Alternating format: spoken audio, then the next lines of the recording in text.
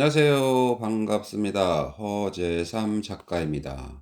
오늘 제가 여러분들께 소개해 드릴 책은요. 김경집 작가님이 지은 인생의 밑줄. 먼저 프롤로그를 보겠습니다. 사유가 이끄는 농밀한 삶을 채우고 누릴 시간을 위한 작은 편지처럼 사는 게 만만하지 않다. 그렇게 살아왔고 그렇게 살 것이다. 그렇다고 무미한 일색도 아니고 힘겨운 삶 일변도도 아니다.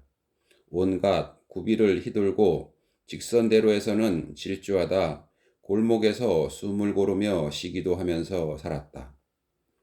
우물쭈물하다가 내 이럴 줄 알았지. 버나드 쇼는 그렇게 자주 적긴 말을 자신의 뮤비명의로 삼았지만 우리는 그의 삶에 미치지 못했으니 그 말조차 사치일까? 아니다. 그런 삶, 그런 사람 없다. 누구나 자신의 삶은 고유하고 특별하다. 힘, 돈, 삶의 너비와 깊이는 다소 다를지라도 산다는 건 누구에게나 동일하다. 청춘의 삶은 직선으로 내달리며 타협보다 도전으로 채우며 산다. 그 나이의 미덕이다. 그렇게 살아가다가 은연중 두려움과 순응 사이에 갈등한다.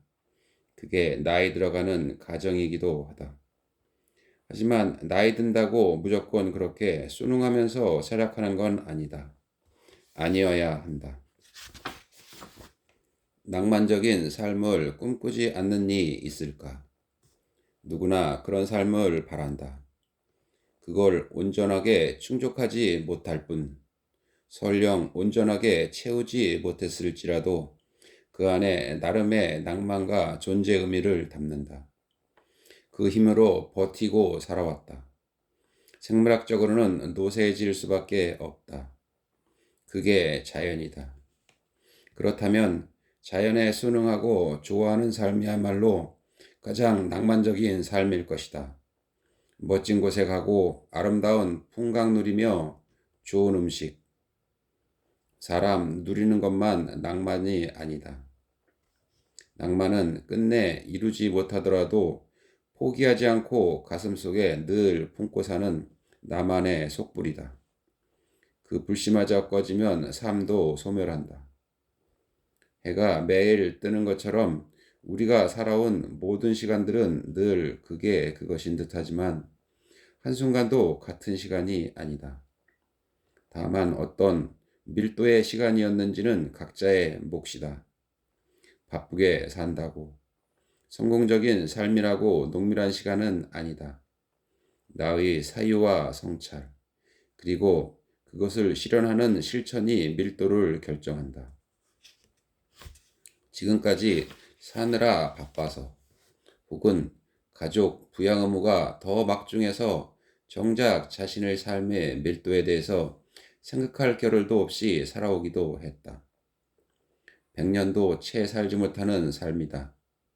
중년의 나이가 대략 50 안팎 언저리에서 시작된다면 얼핏 삶의 3분의 1을 소진한 것 같지만 실제로 자아로나 사회적으로나 독립적으로 산 건 20대 중반쯤부터니 고작해야 20년, 30년 그런 삶을 살았을 뿐이다. 그러니 그 뒤 남은 30년쯤의 삶은 세락하거나 짜투리 시간이 아니고 3분의 1의 시간도 아니다. 성장기를 제외하면 앞에 30년이 전반전, 뒤에 30년이 후반전이 되는 셈이다. 절망할 것도 허망할 것도 아니다. 오히려 의무의 삶을 마치고 전적으로 권리의 삶을 누릴 수 있는 새로운 황금기이기도 하다. 선선한 바람이 부는 시간이라고 뜨거웠던 열풍과 폭풍 같은 열정이 없는 게 아니다. 다만 그것들을 도닥이고 애틋해하며 성찰할 수 있는 시간이다. 중년의 나이는 직선의 시간이 아니라 곡선의 시간이다. 빠르게 내달리기만 하는 게 아니라 느려도 밀도를 채우는 시간이다. 속도가 풍경을 담고 풍경은 속도를 품는 시간이다. 거기까지 도달하는 데에 길고 험한 길 건너왔다. 직선에 익숙해서 속도를 조절하지 못하면 곡선의 시간에 적응하지 못한다. 감속에 분통을 터뜨리거나 정반대로 잔뜩 겁을 먹고 엉금엉금 긴다. 속도 조절을 배우지 못하며 살았고 그렇게 달려왔으니 그게 자연스럽기도 하다. 하지만 늘 그렇게 살지는 못한다. 그렇게 살아서도 안 된다. 함함하게 사는 지혜를 누릴 시간이다. 성찰은 그래서 필요하다. 영원한 삶은 없다. 매 순간 충실하면 된다. 성찰된 그 짧은 시간들이 우리의 삶의 농밀함을 결정한다. 그런 시간이 되었다. 가끔 제주도에 가면서 걸었던 길, 올레, 오름, 해변은 단순히 이국적인 풍광이어서가 아니라 성찰과 사유의 깊이와 너비를 채우는 시간이어서 좋았다. 강연 등으로 제주에 잠깐 머물 때도 짧은 길, 굽어진 골목 걸으며 낮 화두 하나씩 건지고 글로 담을 수 있었던 건 행운이었다. 제주와 중문에 있는 두 공간을 아무 때나 작업실처럼 쓰라 하고 차까지 내주면 격려해준 친구 허림 회장의 배려가 새삼 고마웠다. 이 책은 그 친구의 도움이 없었으면 아마 기획조차 하지 못했을 것이다. 고마운 벗이 있다는 것은 행복한 일이다. 원 없이 살았다며 삶을 마감할 사람은 없을 것이다. 우리의 삶은 영원히 현재 진행형이다. 심지어 죽음마저도 그 일부일 뿐이다. 오늘은 어제와 같은 하루가 아니다. 따라서 오늘의 나는 어제의 내가 아니다. 이제까지 삶이 주로 크로노스 시간이었다면 앞으로의 삶은 카이로스의 시간이어야 한다. 카이로스의 시간은 무엇을 하는 시간이 아니라 창조적 영감을 가져다주고 삶의 아름다운 것들을 바라보는 눈을 열어주는 시간이다. 이제 그런 시간으로서의 삶을 누려야 할 때다. 두 개의 시간이 조화되는 삶을 누리는. 히말라야의 거대한 설산도 한때는 깊은 바다였다. 거대한 시간 속에서 보면 우리의 삶이라는 시간은 찰나에 불과하다. 그러나 그 찰나의 매 순간조차 엄청난 지각 변화에 거대한 시간보다 훨씬 더 엄중한 것이 나의 삶이다. 이제 그런 시간으로 채워나갈 삶이 우리에게 남겨졌다. 삶이 마감되는 그 순간까지 그렇게. 사유가 삶의 밀도를 결정한다는 점으로 본다면 더 농밀해지는 시간을 하나씩 누리고 채우며. 네, 목차를 보겠습니다. 1부, 깨트려서 지키는 삶. 자유롭게 먼지를 털듯이. 2부, 오름 같은 사람이라면. 오만하지 않고 서로를 존중하며. 3부, 기계의 시간에서 자연의 시간으로. 삶의 분위를 새기는 은밀한 곳. 네, 그럼 본문으로 한번 들어가 보겠습니다. 1부, 깨트려서 지키는 삶.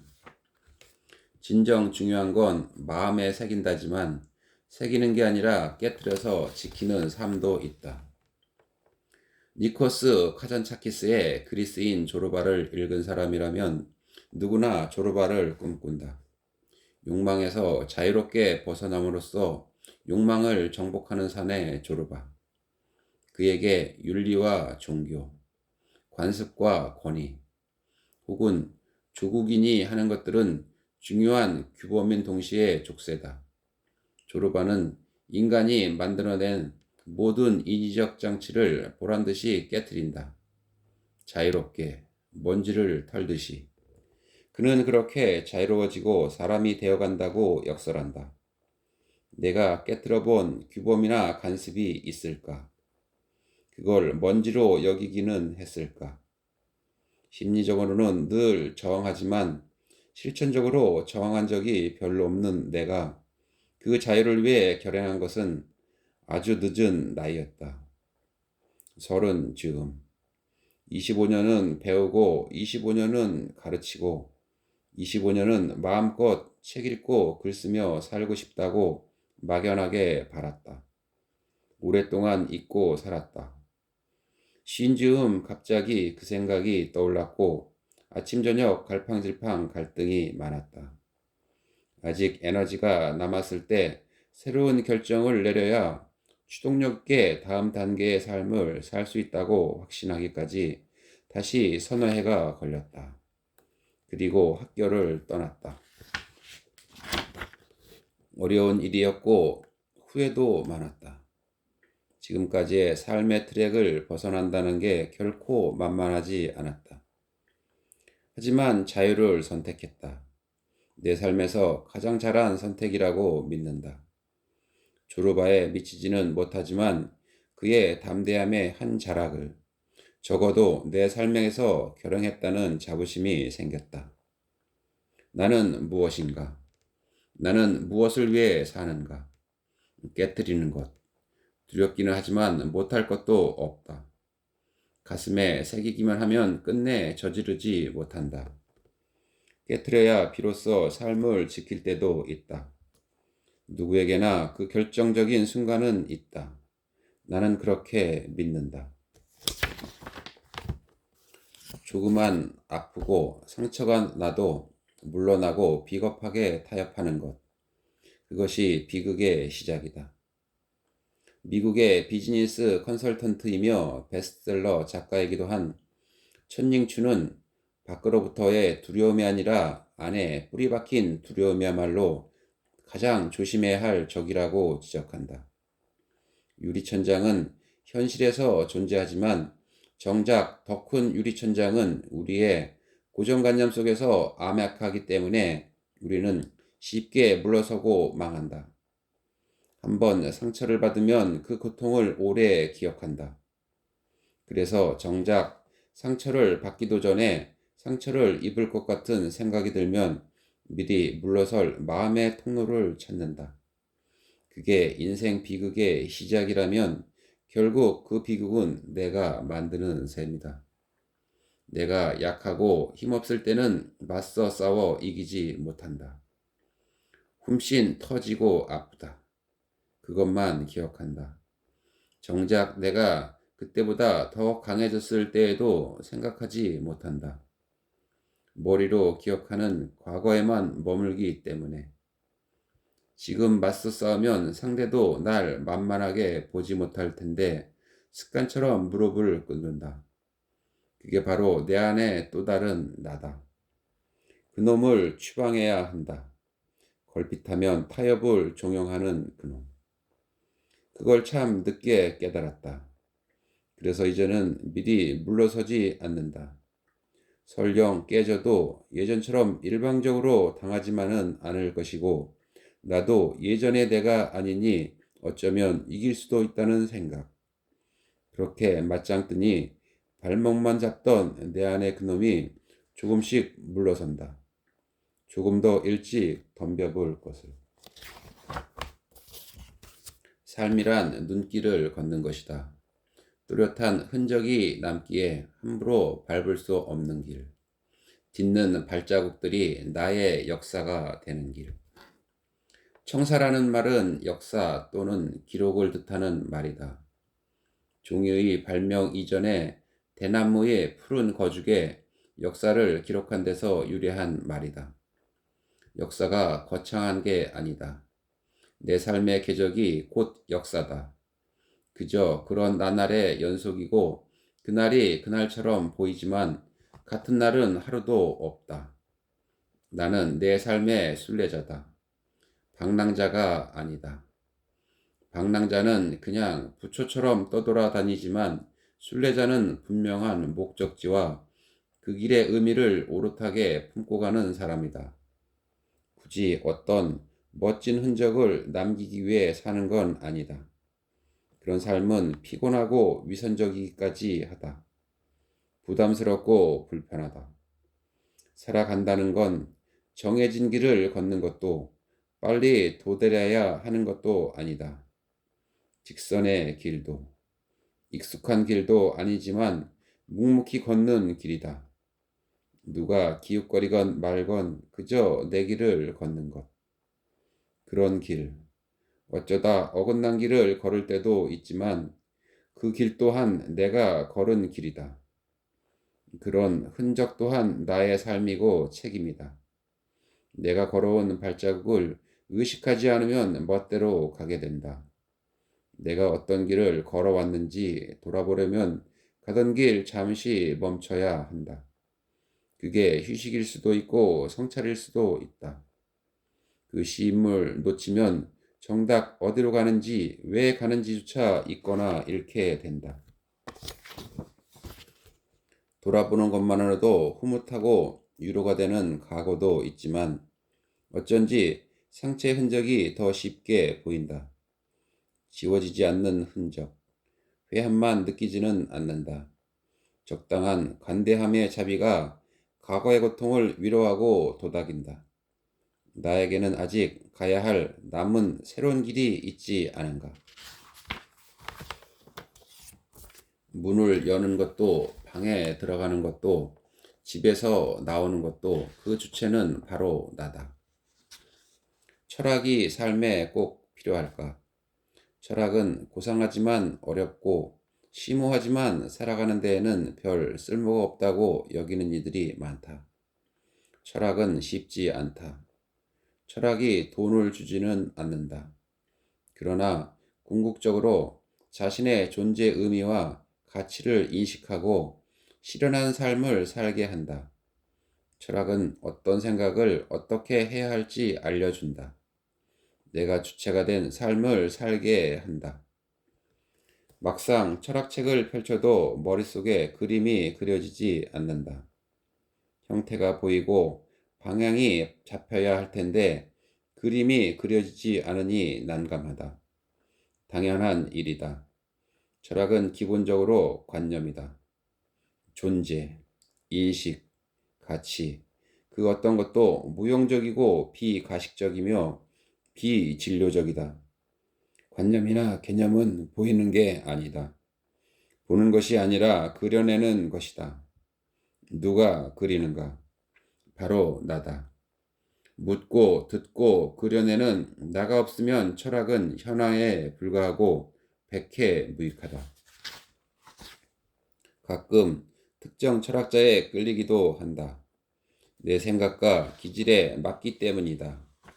하지만 플라톤이건 칸트건 공자건 장자건 그건 내가 아니다. 철학자를 먼저 찾기보다 내 문제를 먼저 던져야 한다. 내 삶, 내 존재, 나와 세계와의 관계, 참된 가치의 인식과 실현 등 내가 안고 있는 물음이 무엇인가를 먼저 물어야 한다. 한 사람의 철학자가 모든 걸 설명할 수는 없다. 유명한 철학자의 권위에 미리 복종할 수 있는지 따져보기보단 질문하는 나 자신이 먼저다. 이 사람에게는 존재의 문제를, 저 사람에게는 인식의 문제를 묻고 답을 찾아야 한다. 결국 내가 묻는 행위가 바로 철학이다. 초심만 끝내 지켜도 그의 삶은 충분히 존경할 수 있다. 다산 정약용이 강진에 유배되었을 때 가장 열심히 읽은 책이 소학이다. 다산 같은 대학자가 왜 뜬금없이 소학을 탐독했을까? 배움의 시작에 대한 초심을 벼리기 위함이었을 것이다. 어쩌면 그런 견고한 다짐이 있었기에 그 엄청난 저작들이 가능했을지 모른다. 초심은 그만큼 간직하고 실천하기 어려운 화두다. 불교 재단 중학교 시절 불교 수업을 들으며 알게 된 스님과 오랫동안 안부를 주고받으며 왕래했다. 동안거에 들어가기 전 배웠을 때 여쩌다.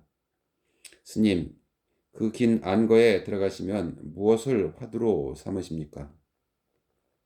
스님은 조용히 웃으며 대답했다. 네, 저는 오늘 여기까지 읽어드리고요. 다음에 새로운 책을 가지고 찾아뵙겠습니다. 감사합니다.